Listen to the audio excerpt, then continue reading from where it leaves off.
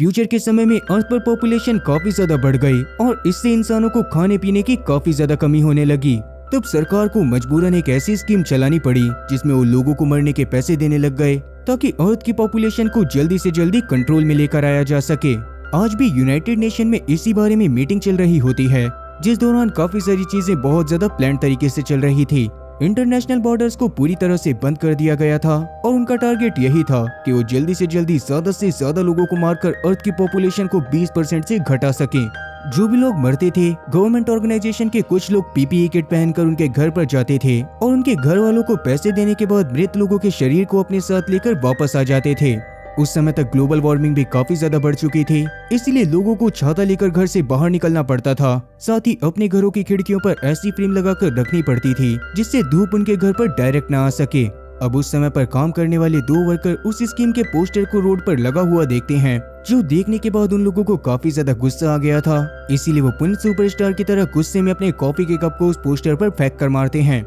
इसके बाद वो लोग एक बहुत ही महंगे पियानो को डिलीवर करने के लिए एक बहुत ही अमीर आदमी चार्ल्स के घर पर जाते हैं, जो कि पहले के टाइम पर एक बहुत ही बड़ा जर्नलिस्ट था। चार्ल्स उस समय पर टीवी पर आ रहे अपने बेटे जेरेड के इंटरव्यू को देख रहा था, जो कि सरकार के फैसले से काफी ज्यादा खुश होता है और उसे तो लगता था कि शायद इस स्कीम के अंदर ज्यादा से ज्यादा लोगों को पार्टिसिपेट करना चाहिए। इवन वो ये तक बोल देता है कि 18 साल से कम उम्र के लोगों को भी इसमें पार्टिसिपेट करने का मौका देना चाहिए और अगर ऐसा हो जाता तो वो शायद अपने बेटे तक को इसमें पार्टिसिपेट करने को बोलता। उसकी इस तरह की बातों को सुनने के बाद वो वर्कर काफी ज्यादा हंसने लग गए थे, क्योंकि अगर जेरेड को अर्थ की इतनी ज्यादा टेंशन थी तो शायद उसे खुद ही उस स्कीम में पार्टिसिपेट कर लेना चाहिए था। चार्ल्स को भी अपने बेटे के इस पब्लिसिटी स्टंट को देखकर बिल्कुल भी अच्छा नहीं लगता और वो समझ गया था कि उसका बेटा पूरी तरह से गधा है। खैर अब उन दोनों वर्कर के वहां से जाने के बाद जब चार्ल्स अपनी बीवी डॉन से बात करता है तो डॉन उस समय पर काफी ज्यादा परेशान थी। असल में आज चार्ल्स ने एक बहुत ही बड़े फैसले को सुनाने के लिए अपनी पूरी फैमिली को अपने घर पर बुलाया था, लेकिन वो फैसला क्या है इसके बारे में हमें आगे जानने को मिलेगा।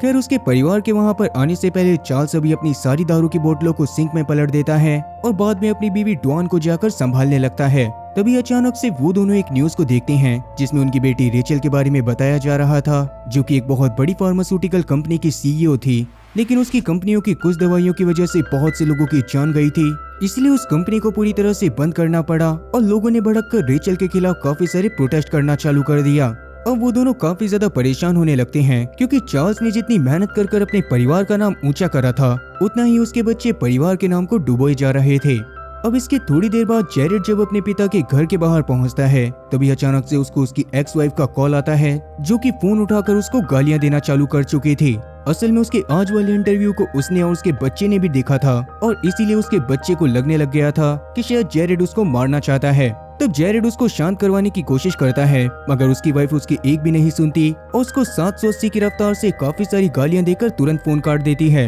अब अपनी बीवी के सामने तो जेरेड कुछ नहीं कह पाता, मगर अंदर जाकर वो देखता है कि डॉन खाना बनाने के लिए ऐसी सब्जियों का इस्तेमाल कर रही थी जिसको सरकार ने पूरी तरह से बैन कर दिया है। ये देखकर डॉन के ऊपर वो काफी ज्यादा गुस्सा करता है, लेकिन डॉन उसको बिल्कुल भाव नहीं देती। वहीं चार्ल्स अपने रूम में बैठकर पुराने दिनों को थोड़ा सा याद कर रहा था, जिनको याद करके वो खिड़की पर लगे प्रोटेक्टिव फिल्म को हटाने की कोशिश करता है। पर तभी अचानक से वहाँ पर रेचल और साथ ही रेचल की बेटी मिया भी आ जाती है, जिनको देखने के बाद वैसे तो चार्ल्स ने उनका स्वागत करा था, पर वो मिया के वहाँ पर आने से ज्यादा खुश नहीं था, क्योंकि मिया अभी नाबालिग थी और उसके हिसाब से आज जो वो फैसला सुनाने वाला था वो मिया के सुनने लायक बिल्कुल भी नहीं था। दूसरी तरफ चार्ल्स का अडॉप्टेड बेटा नोआ भी अपने घर पर आने की कोशिश कर रहा था, मगर अडॉप्टेड होने की वजह से वो अपने घर वालों से ज्यादा मतलब नहीं रखता था, इसीलिए उसको घर जाने में काफी ज्यादा अजीब सा लग रहा होता है। तो उसको रास्ते में पैनिक अटैक आने लगते हैं, इसीलिए वो तुरंत ही अपनी गर्लफ्रेंड ग्रेस से बात करता है, जो कि उसको जैसे तैसे करके शांत करवा देती है। नोहा असल में पहले के टाइम पर एक बहुत ही बड़ा शराबी था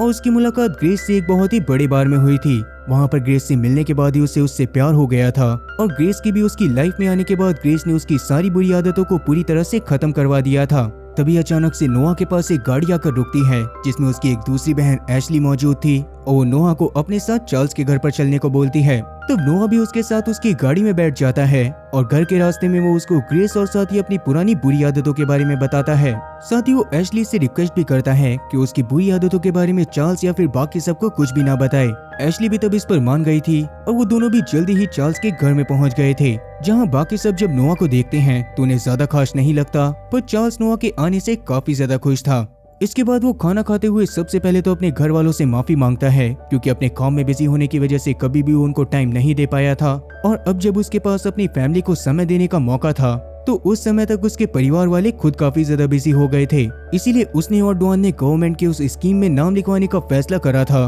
और गवर्नमेंट ने इस स्कीम में एक नया नियम लागू करा था कि कंट्री में मौजूद हर एक घर में से एक न एक जने को इस स्कीम में पार्टिसिपेट करना ही पड़ेगा। और अगर वो लोग ऐसा नहीं करते हैं तो उनमें से किसी एक को आर्मी में भेज दिया जाएगा। पर फिर भी वो सारे लोग चार्ल्स से काफी ज्यादा प्यार करते थे, इसीलिए वो उसको ऐसा करने से मना करने की कोशिश करते हैं। लेकिन चार्ल्स और डॉन तो अपनी बात पर पूरी तरह से अड़े हुए थे। उन दोनों के हिसाब से वैसे भी वो दोनों काफी ज्यादा पॉपुलर थे, इसीलिए उन दोनों के इस स्कीम में पार्टिसिपेट करने से पहले तो उनका काफी ज्यादा नाम होता और कहीं ना कहीं काफी सारे लोग उनसे इन्फ्लुएंस होकर इस स्कीम में पार्टिसिपेट करते। तब नोआ इस बात पर खड़ा होकर चार्ल्स को गुस्से में बहुत ज्यादा सुनाने लगता है, मगर डॉन उसको डांट कर नीचे बिठा देती है। डॉन असल में पहले के टाइम पर एक बहुत ही मास्टर शेफ हुआ करती थी, मगर कुछ लोगों ने उसके ऊपर झूठे इल्जाम लगाकर उसके रेस्टोरेंट को जला दिया था। अभी के लिए वो सभी लोगों को वहाँ से जाने को बोलती है और डेजर्ट बनने के बाद वो उन सभी को वापस से डाइनिंग टेबल पर बुलाने वाली थी। उस समय पर नोआ चार्ल्स के साथ जाकर उसे बातें करते हुए बताने लगता है कि उसके हिसाब से गवर्नमेंट पूरी तरह से चीजों को बहुत ज्यादा फेक दिखा रही थी, क्योंकि 20% पॉपुलेशन को अब तक पूरी तरह से खत्म हो जाना चाहिए था। तभी वो लोग न्यूज में कुछ लोगों को देखते हैं जिन्होंने भड़क कर गवर्नमेंट के ऑफिसेज के ऊपर अटैक करना चालू कर दिया था, क्योंकि वो गवर्नमेंट की इस स्कीम से बिल्कुल भी खुश नहीं थे। उन्हीं सब चीजों के बारे में बातें करते हुए धोखे से एशली नोआ की गर्लफ्रेंड ग्रेस के बारे में बता देती है, जो कि खुद भी पहले के टाइम पर काफी सारे नशे करा करती थी। और ये बात जानने के बाद चार्ल्स को बिल्कुल भी अच्छा नहीं लगता। नोआ तब उसको काफी बार समझाने की भी कोशिश करता है कि ग्रेस ने भी पूरी तरह से सभी चीजों को छोड़ दिया है, मगर चार्ल्स उसके ऐसी लड़की से प्यार करने की वजह से बिल्कुल भी खुश नहीं था। अब वैसे काफी ज्यादा देर हो चुकी थी और डॉन ने अब तक उन लोगों को डेजर्ट खाने के लिए नहीं बुलाया था, इसीलिए वो नीचे डॉन के पास जाने लगते हैं। लेकिन नीचे जाने के बाद उनकी आंखें पूरी तरह से फटी की फटी रह जाती हैं, क्योंकि डॉन अब तक अपनी जान बचाने के लिए चार्ल्स के घर से भाग चुकी थी। वो लोग उसके बारे में सोच ही रहे थे कि तभी अचानक से उनका डोर नॉक होता है, जिसको खोलने पर पता चलता है कि वहाँ पर गवर्नमेंट के ऑफिसर बॉब के साथ वो लोग आए थे जो कि चार्ल्स और डॉन को इंजेक्शन लगाकर उनकी जान लेने वाले थे। तब चार्ल्स वहाँ पर बॉब को अपनी पूरी सिचुएशन के बारे में रिवील करता है और डॉन के घर पर वापस आने तक इस स्कीम को पोस्टपोन करने को बोलता है। बॉब तो इस बात से चार्ल्स के ऊपर काफी ज्यादा गुस्सा करने लग गया था, क्योंकि अब चार्ल्स को पहले उसी स्कीम को कैंसिल करना पड़ेगा, जिसके बाद ही वो दोबारा से स्कीम में रजिस्टर कर सकता था। लेकिन बॉब जब चार्ल्स को अकेले में ले जाकर उसे कैंसिलेशन पेपर पर साइन करने को बोलता है तो टर्म्स एंड कंडीशन को पढ़कर चार्ल्स तो पूरी तरह से शॉक रह गया था, क्योंकि अब अगर वो इस स्कीम से हटने की कोशिश करता तो पहला तो उसको गवर्नमेंट को धोखा देने के जुर्म में देशद्रोही घोषित कर दिया जाता और उसके बाद गवर्नमेंट उसकी पूरी प्रॉपर्टी को भी जब्त कर लेती। और क्योंकि अब चार्ल्स के पास कोई और रास्ता नहीं था, इसीलिए अभी वो अपनी जान देने का डिसाइड करता है और जाकर अपने बेड पर लेट जाता है। तब उसके सारे बच्चे उसको घेर कर खड़े हुए थे और नोआ रूम में जाकर दुखी मन से पियानो बजा रहा था। इसके बाद बॉब सबसे पहले एक एनेस्थीसिया को चार्ल्स के ड्रिप में इंजेक्ट करता है और उसके पूरी तरह से बेहोश होने के बाद अब वो एक रेड कलर के लिक्विड को उसे मारने के लिए ड्रिप में इंजेक्ट कर देता है। इस बात से सब लोग काफी ज्यादा दुखी होकर रोने लग गए थे, मगर बॉब ने अभी तक भी उनका पीछा नहीं छोड़ा था। वो उन सबको डॉन को ढूंढने के लिए 2 घंटे तक का टाइम देता है और अगर वो लोग ऐसा नहीं कर पाते तो उन सब में से किसी को डॉन की जगह पर अपनी जान देनी पड़ती, और ताकि वो लोग कोई चालाकी ना करें, इसीलिए बहाना बनाते हुए बॉब ने मिया को भी अपने गार्ड्स के साथ अपनी वैन में भेज दिया था, जो देखकर तो सब लोग और ज्यादा परेशान हो जाते हैं। जेरेड उस समय पर अपने पॉलिटिकल कनेक्शन वाले लोगों को कॉल करने की कोशिश करता है, मगर बॉब ने पहले से ही उनके घर में जैमर लगा दिए थे, जिस वजह से उनका ना तो कोई कॉल लग रहा था और ना ही कोई मैसेज डिलीवर हो रहा था। बॉब तब उन लोगों को उनके बुरे कामों के बारे में बता सकता है, ताकि सारे के सारे लोग ये डिसाइड कर सकें कि किस इंसान ने सबसे ज्यादा बुरे काम करे थे और बाद में उसी इंसान की जान ली जा सके। इससे तो नोआ को काफी ज्यादा गुस्सा आ जाता है, पर अभी वो कुछ भी नहीं कर सकता था। पर जैसे ही बॉब वहाँ पर रेचल की फार्मास्यूटिकल कंपनी के बारे में उल्टा सीधा बोलते हुए उसे नीचा दिखाने की कोशिश करता है, तो रेचल मुक्के में उसकी नाक पर मुक्का मारकर उसकी नाक से खून निकाल देती है। लेकिन बॉब अभी उसको कुछ भी ना कहकर सबको 2 घंटे का टाइम देता है और वहाँ से बाहर चला जाता है। उसके जाने के बाद सभी लोगों में बहस होना चालू हो गई थी कि डॉन की जगह पर कौन इंसान मारा जाएगा। उन सब में से कोई भी मरने को तैयार नहीं होता और सब लोग एक दूसरे को ही मरने के लिए बोले जा रहे थे। ये सिचुएशन सच में काफी ज्यादा बुरी थी, क्योंकि कोई भी अपने परिवार के बारे में ना सोचकर सिर्फ अपने बारे में सोच रहा था, और क्योंकि अब पूरे घर में से कोई भी इंसान सेफ नहीं होता, इसीलिए सभी लोग अलग अलग रूम में चले जाते हैं और रेचल तो अपने पास एक बहुत ही शार्प नाइफ भी रख लेती है। इसके थोड़ी देर बाद जब सब लोग बाहर आते हैं तो उस समय पर जेरेड चाहता था कि नोआ को जान से मार दिया जाए, क्योंकि पहले के टाइम पर वो एक शराबी था और उसने अपनी आधी जिंदगी वैसे ही बर्बाद कर दी थी। लेकिन एशली इस पर भड़क जाती है और जेरेड को ही मरने को बोलने लगती है, क्योंकि जेरेड ने अपनी बीवी बच्चों को छोड़ दिया था और अभी के टाइम पर वो वैसे भी अपनी अय्याशी पर ध्यान देता था। तब उस समय पर नोआ सबके सामने रिवील करता है कि अब वो पूरी तरह से नॉर्मल है और वो सिर्फ ग्रेस से शादी करने के लिए जिंदा रहना चाहता है। वहीं बॉब जब मिया के साथ बैठा हुआ था तो वो मिया को रेचल के बारे में काफी सारी उल्टी चीजें बोलता है, जिस वजह से मिया भी गुस्से में आकर उसे उल्टा सीधा बोलते हुए वहाँ से भगा देती है।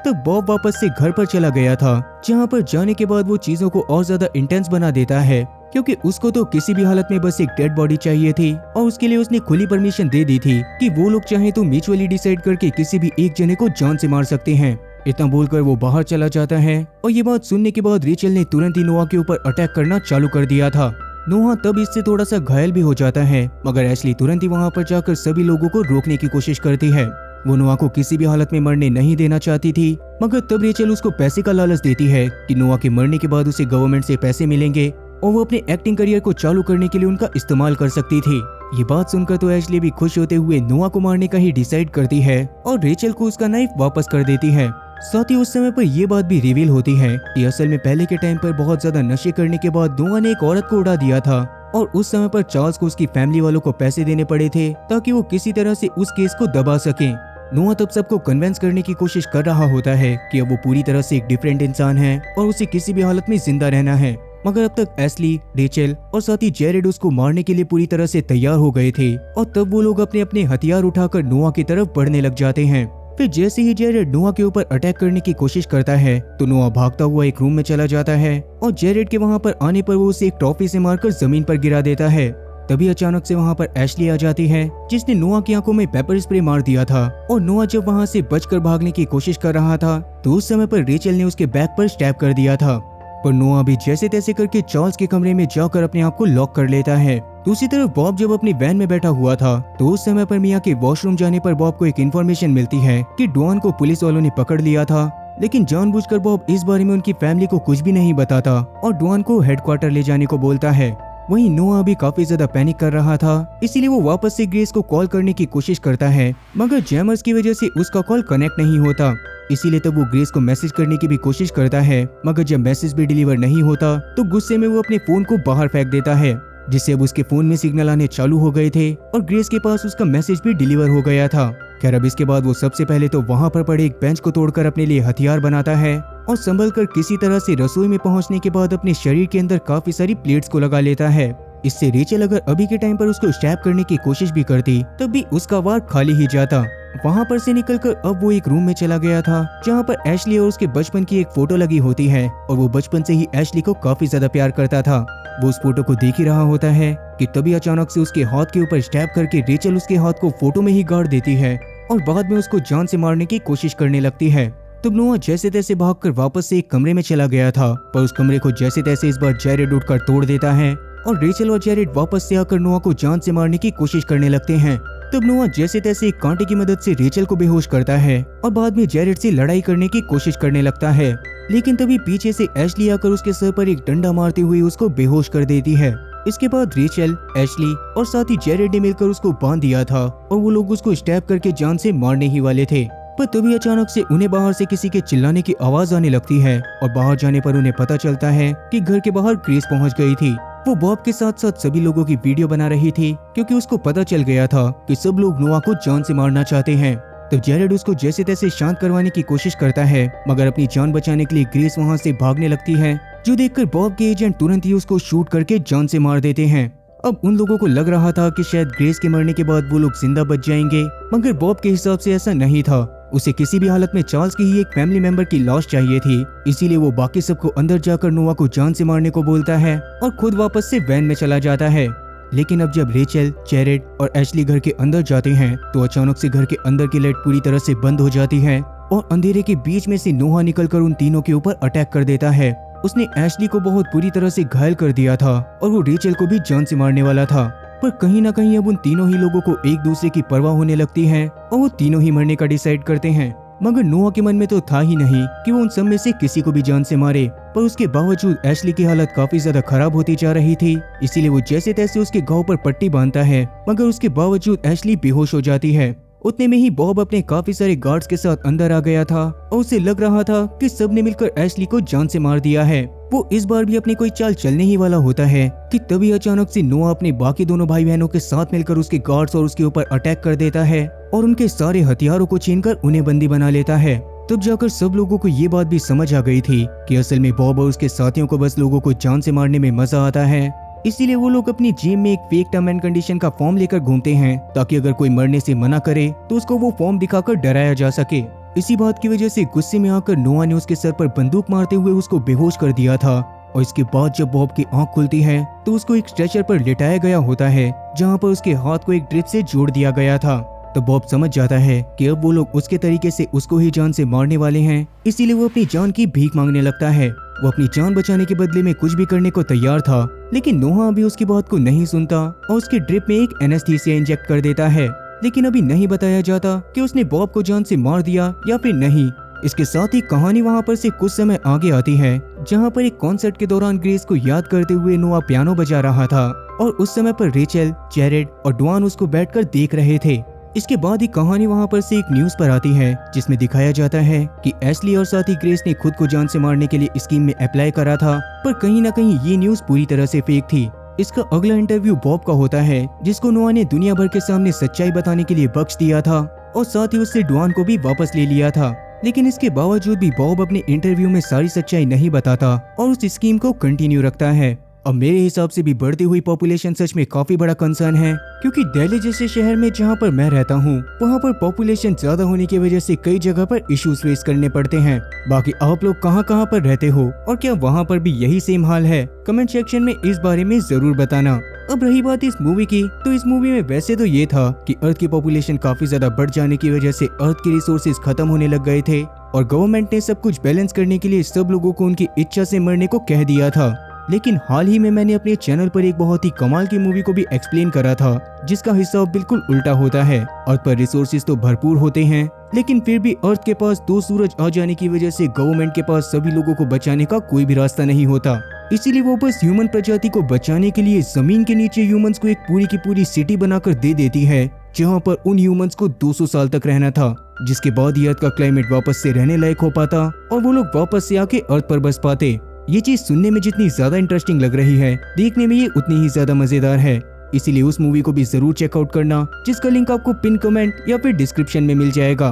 और बाकी इसी के साथ ये मूवी की कहानी यहीं पर खत्म होती है। अब आप लोगों को मेरी एक्सप्लेनेशन कैसी लगी कमेंट सेक्शन में इस बारे में जरूर बताना। और बाकी मुझे उम्मीद है कि आप लोगों को मेरी एक्सप्लेनेशन पसंद आई होगी। अगर आप लोगों को मेरी एक्सप्लेनेशन पसंद आई हो तो चैनल को सब्सक्राइब करना और बेल नोटिफिकेशन को ऑल पर सिलेक्ट करना और साथ ही वीडियो को भी लाइक करना। मैं ऐसी ही और मजेदार एक्सप्लेनेशन वीडियोस लेकर आता रहूंगा। खैर तब तक के लिए टाटा और गुड बाय।